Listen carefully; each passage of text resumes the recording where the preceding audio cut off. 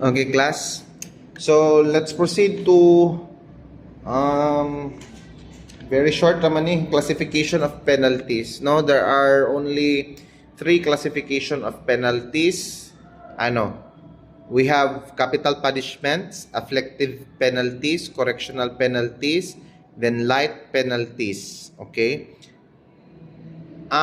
What I want you to remember, no, because even I, as a lawyer, I cannot memorize these ones, no.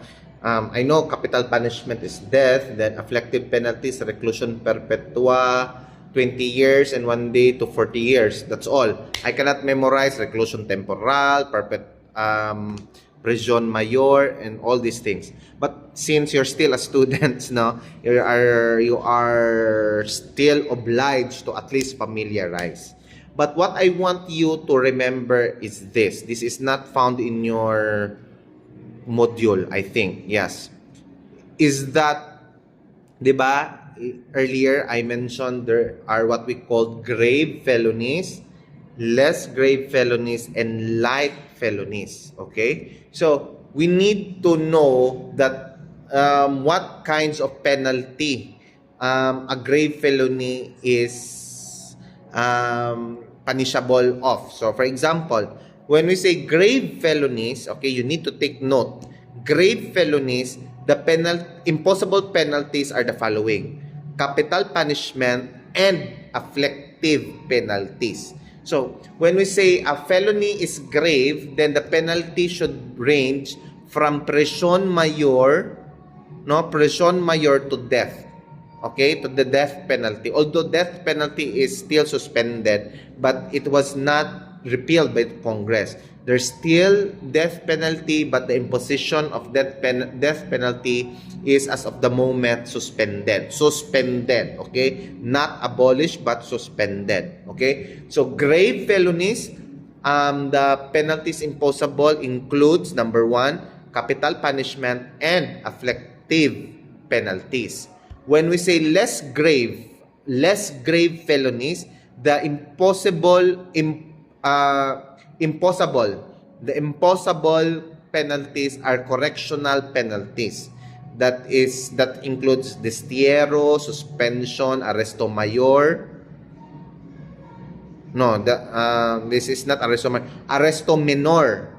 Wrong yung module, okay? It should be arresto menor and prison correctional.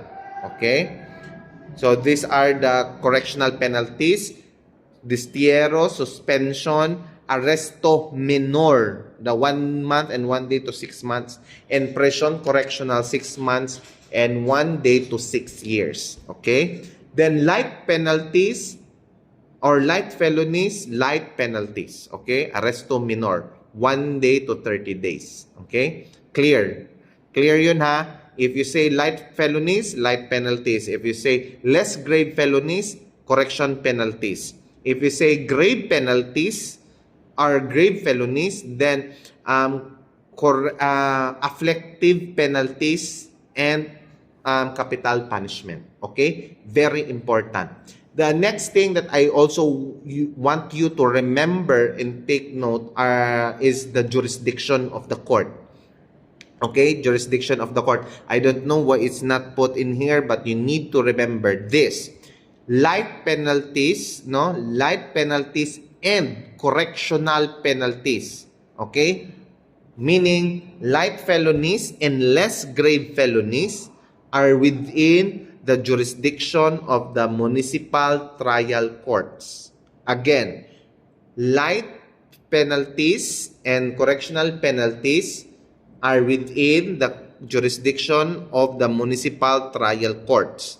It also means that less grave felonies and light felonies are within the exclusive jurisdiction of the municipal trial courts. If it is grave felonies, and then if the penalties imposable are afflictive and capital punishment, then the jurisdiction is within the regional trial courts. Okay? Those are the things that I want you to remember and understand. Any question? Any question? None. So again, I need to stop for a while so that I can stop the video recording.